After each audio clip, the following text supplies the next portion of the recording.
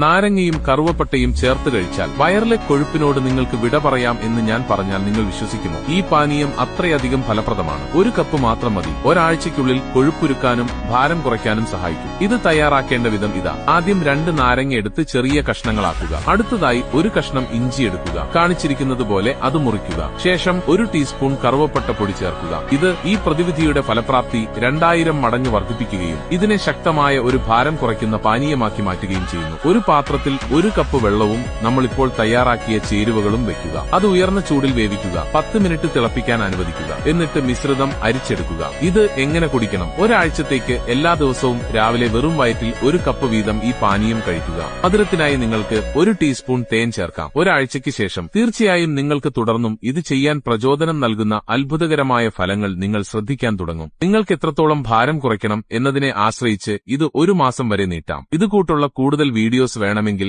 ഉണ്ണിക്കുട്ടനെ follow ചെയ്യുക.